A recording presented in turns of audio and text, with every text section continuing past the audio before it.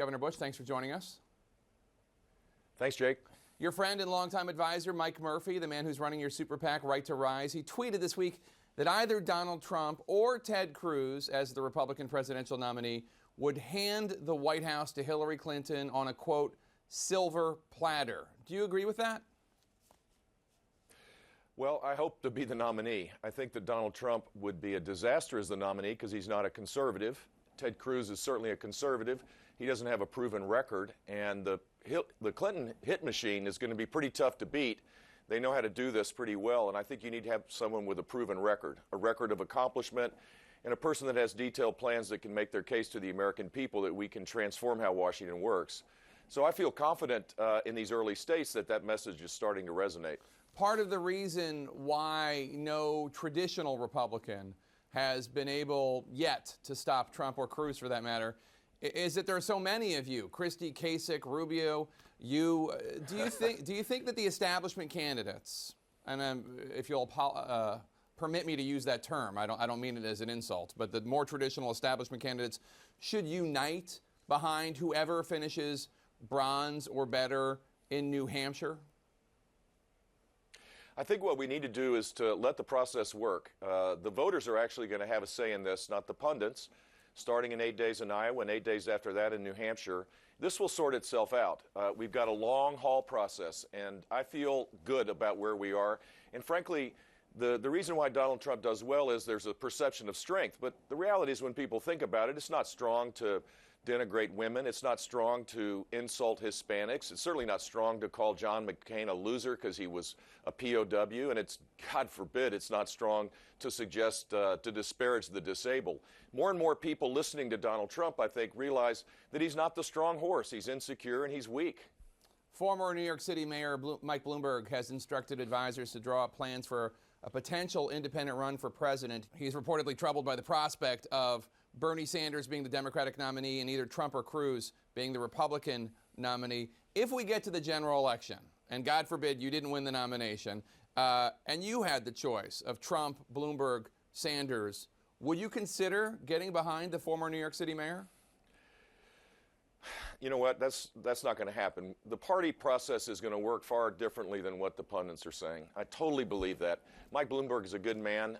We disagree on a whole lot of things, but he's a good person and he's a patriot and he wants the best for the country. But we have differing views, and I want to be the conservative candidate to lead the conservative party into the general election. That's my focus. You have made a point of saying that you're the only Republican taking the fight to Donald Trump.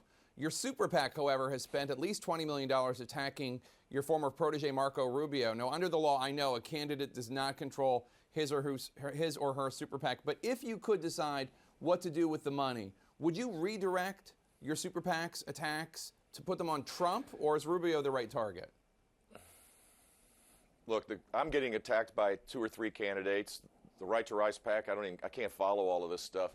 This is how politics works. Everybody's record is going to be scrutinized by the voters. There's a chance to compare and contrast. This is pretty tame compared to previous elections. I can't control what I can't control. I'm focusing on what I can control, which is to take a message of a accomplished conservative with detailed plans to transform Washington, D.C. And that's all I can focus on, Jake. I want to turn to the situation in Flint, Michigan, where the population has been drinking and bathing in lead-contaminated water. Senator Rubio said this week, quote, that's not an issue that right now we've been focused on. He also said, I believe the federal government's role in some of these things are largely limited. You ran a state. You dealt with situations like this, although certainly not one as horrific as what's going on in Flint. What do you think? Well, first of all, I think it's pretty clear that when you have local, state, and federal agencies not talking to each other, blaming each other, no one being held accountable, you get this result. And it is a tragedy. I admire Rick Snyder for stepping up right now. He's going to the challenge, and he's fired people and accepted responsibility to fix this. This is going to be a long-term challenge. But it does point out that we have a 20th century regulatory system on a 21st century world. Someone needs to change how we go about Washington's role in this, where there's more accountability and more transparency, so that when reports are done, they're thoroughly vetted. You don't need insular regulatory agencies that are blaming each other. That's what happened in this case, and it's just wrong. I'm kind of surprised you're praising Governor Snyder. I understand you're talking about his actions now, but a lot of people are faulting his administration for the last 2 years. No, look, I am too. No, what I'm saying, though, instead of saying the dog ate my homework, it's someone else's fault, once it became clear, he's taken the lead now, and that's exactly what I think leaders have to do. Let's talk about leadership. You have a new ad on foreign policy. It features Ted Cruz and Marco Rubio talking about taking strong military action in Syria, and then the ad is followed by snippets of both Rubio and Cruz talking about avoiding sending U.S. troops into Syria. Do you think they're all talk on this issue? Is that what you're saying? I am saying that because when they had a chance to support a more engaged America in Syria that could have saved lives and could have created a circumstance far different than a caliphate the size of Indiana that exists and is strengthened each and every day, they decided no, because at the time the Republican voters were opposed to it. And then we had the change. Then we had the Paris attacks, the San Bernardino attacks. Now everybody's talking tough. And that's not the sign of leadership. That is truly not the sign of leadership. You need to think these things through, and if it's not popular, persuade people towards your cause. That's what leadership is all about. Now, during the Republican debate that CNN hosted at the Reagan Library, Hugh Hewitt challenged some of the Republicans on that very issue, asking if Cruz and Rubio bear some responsibility. I think that the response from the Rubios and Cruzes of the world is that they don't trust President Obama's leadership, and that was the reason they were hemming and hawing. Well, Ted Cruz said he didn't want to have America be the Air Force for ISIS. And Marco Rubio, as that clip just pointed out, said something totally different. They could have created an authorization to use military force that was much more wide open for the next president of the United States instead of having a tepid one as the president proposed. They could have led the charge to create a strategy to deal with ISIS and Assad, but they didn't because it was not popular at the time. And then conditions change, and that's the problem with chasing popularity, because it changes. Conditions change. We had an attack on our country, and all of a sudden now people are demanding a stronger national security status. We should have been supportive of that before.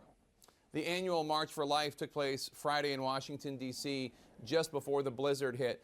Back in 1998, you told Tim Russert that you opposed a constitutional amendment overturning Roe versus Wade. Take a listen.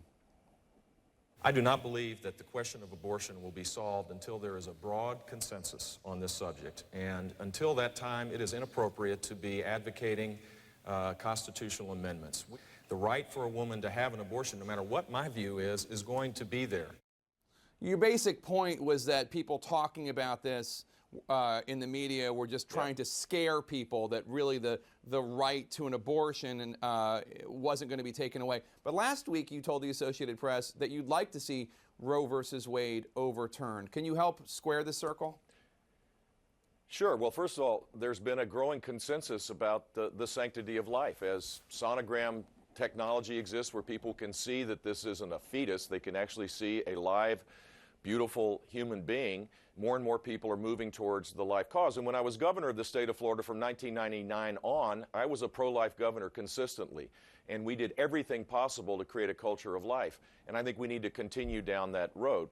Roe v. Wade being overturned would allow states then to create a regulatory environment around this issue, and I think that is more than appropriate. In Florida, we would restrict the ability to have an abortion when the life of a child was at stake. I think the majority of people in the state of Florida and the legislature would agree with that. I don't think there's consensus on the issue, though, as you were talking about in 1998. It's moving our way. It's moving our way, Jake. If you look at it, it's clearly moving our way. There are a lot of people now that understand that there needs to be a balance of the rights, and protecting the rights of the unborn is an important feature of who we are as a nation. You said this week you expect your brother George W. Bush to be campaigning by your side. Is that going to happen before Iowa? No, I don't think it is because of schedules, but I hope he is going to be involved, and the campaign is working with him on that. He's a popular figure in the Republican Party, and he has been incredibly supportive of me. I love him dearly, and I expect to see him out on the campaign trail, but no details yet about when. Your mother recorded a video for your campaign this week. Your use of her came under attack from Donald Trump, but she didn't take his trash talk lying down, and you sent out this picture of her in a football garb. I'd be careful, Donald. That's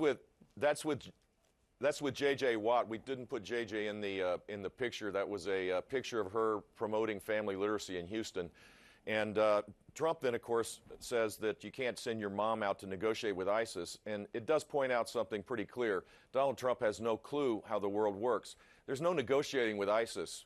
We need to have a strategy to destroy it. And the fact that he would negotiate with ISIS is a pretty scary thought as well. Well, say hi to your mom for us. We don't want her to come at us with any I will. any fierce tackling. Good luck out there. We'll see you on the trail. Thank you, Governor. Thanks, Jake.